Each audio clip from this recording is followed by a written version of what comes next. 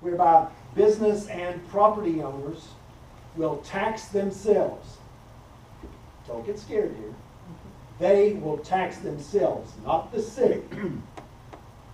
They will decide to tax themselves at the rate that they think needs to be done to pay for activities that will improve customer service and marketing. And according to state law, this will be brought to you on City Council for approval of this, the creation of this district, once all the pieces have been put together. The recent tax reform package that was passed by the Congress and signed by the President created a federal tax investment program called Opportunity Zones. Opportunity zones were created to encourage private investment in communities. We're going to apply to have an opportunity zone in our city. And in turn, downtown property owners continue their activity in preparing development proposals to qualify for historic tax credits. So whether it's the establishment of a business improvement district, the designation of an opportunity zone, or the rewarding of historic tax credits, all of these will provide a transformative economic upswing for our community at no additional cost to our budget. We are a significant economic engine to the state, region, and nation, and we as a community must embrace that fact. We must continue to expect success and respond to challenges with unwavering strength. We don't have time to engage in self-pity and self-doubt. Let's deal with the elephant in the room. I'm talking to the Republicans.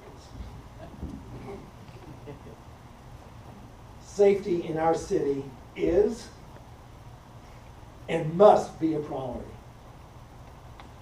The perception that Huntington is unsafe is unacceptable. Unacceptable. Therefore, this budget proposes the hiring of an additional 5 police officers, bringing the budgeted staffing level to 108.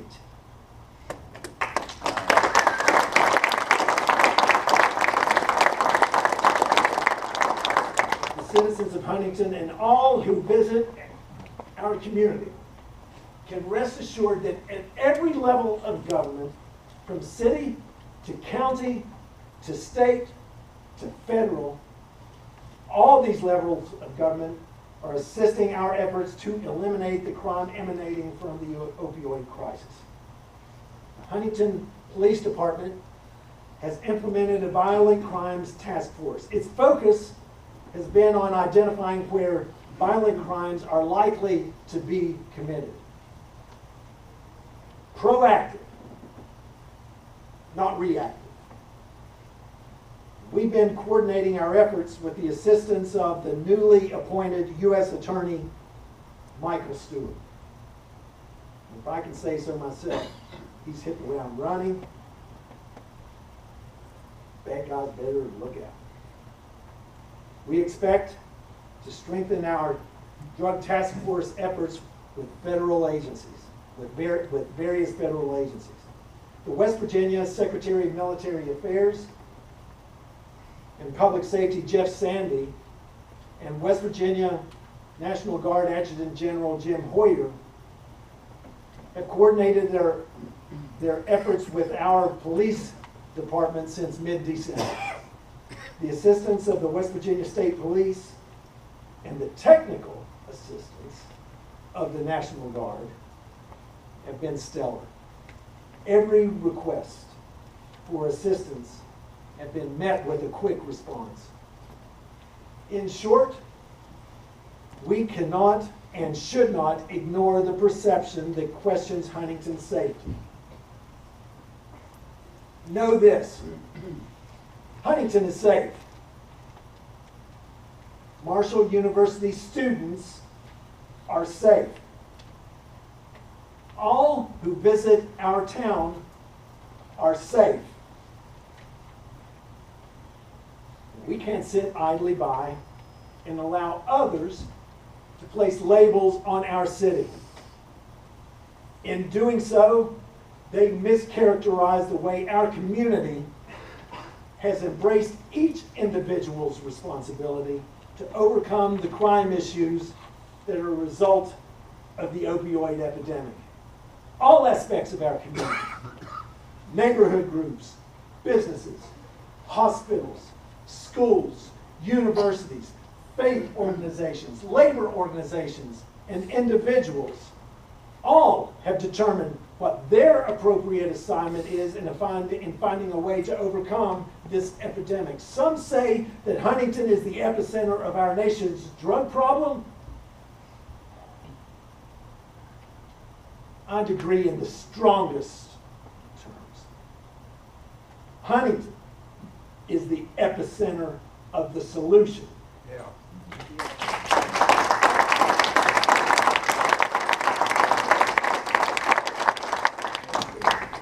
It's been wisely stated that the drug problem is not the disease, but a symptom of a greater disease. The disease of hopelessness. Hopelessness comes when there's a lack of economic opportunity.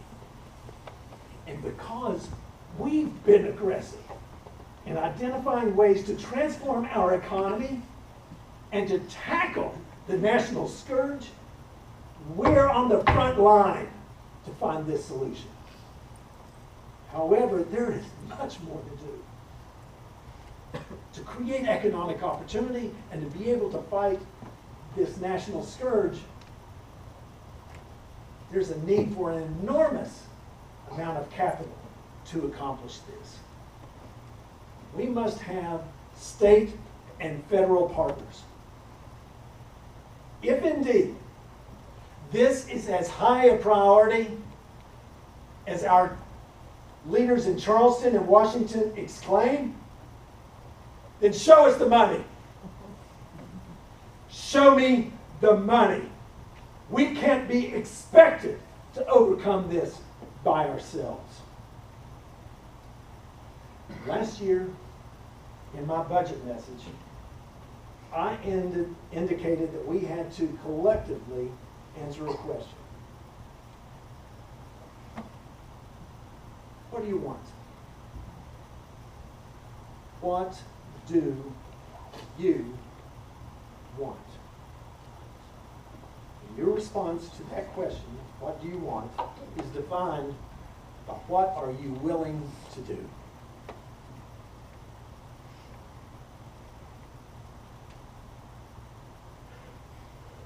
Everyone has to accept an assignment. Everyone.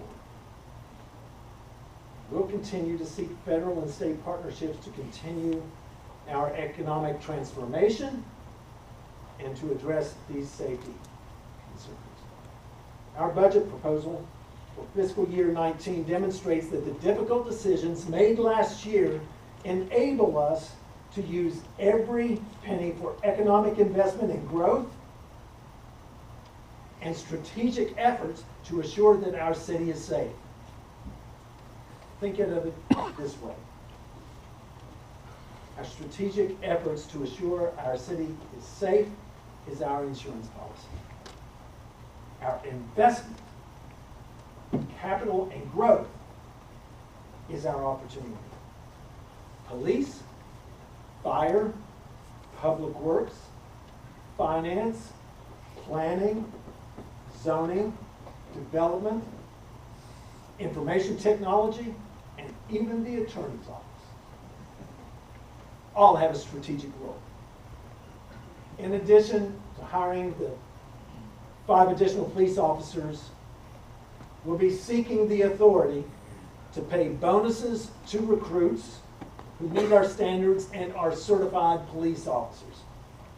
This will enable us to more quickly place officers on the street without having to send them to the state police academy for training. Our police department must aggressively recruit to reach this staffing level of 108 souls.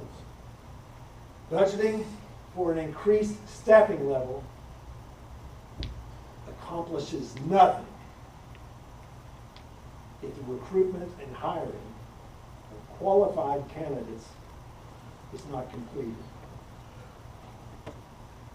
We're also requesting the authorization this spring to purchase 5 additional vehicles for the police department and an additional 5 vehicles to be purchased next fiscal year. The Public Works Department will continue its efforts to provide innovative solutions to day-to-day problems. The Public Works team has created a safe housing inspection program, affectionately called SHIP. The program will be a coordinated effort between Public Works, police, fire, and the city attorney's office. The intent is to streamline inspections to ensure and assure compliance and a quick response to inattentive landlords. 2 additional code enforcement officers are budgeted to bring the total staffing level of this division to 4. Our capital projects continue to be funded with $1.6 million for paving, $750,000 for street repairs, and $100,000 for our sidewalk program. The fire department will be budgeted for ongoing maintenance that has been in short supply in the 6 fire stations. Last year, the city partnered with the International Association of Firefighters to receive a SAFER grant to hire 7 new firefighters. This weekend will be their first day in the stations. This year, we will again partner with the IFF for a grant to repair the exhaust fans in our fire stations. We're also budgeting for a contract with Honeywell for ongoing maintenance in the stations. Public Works is budgeting for an additional person in building maintenance to be embedded in the fire department for ongoing maintenance issues. Later this spring, we'll be coming to you and recommending that a new fire truck be funded through the Community Development Block Grant budget. Now, our medical insurance programs are $2,800,000 less than what we budgeted in fiscal year 2017, providing stability to our finances.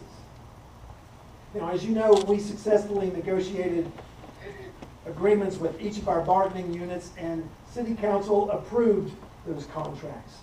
Those contracts authorized a raise for this fiscal year of 2% that we're in right now, and a 2% raise for next fiscal year 2019. In turn, we have budgeted a 4% pay raise for all administrative personnel to account for the 2% raise that was given to bargaining unit employees this year, and the 2% raise for next year. Boy, we've learned some mighty lessons in the past year. We've learned that we can compete with anyone in the nation. Anyone in the nation. We have the expertise and fortitude to set a path of success if we simply dare to have faith in our ability to prevail. We will prevail. We've learned that even in the shadow of success, dark forces can challenge the veracity of all that is good. But we have faith that we will prevail. By simply holding on to our faith and our mission, holding on to the assurance of our aspirations, holding on to the conviction of our vision, and by trusting in our faith in one another, we will prevail. On this, we place our faith, our conviction, our assurance.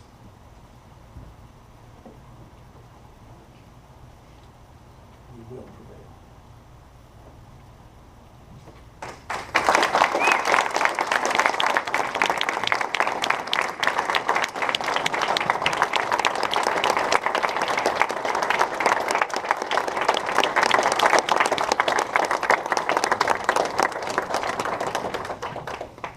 This concludes the State of the City. Thank you, everyone.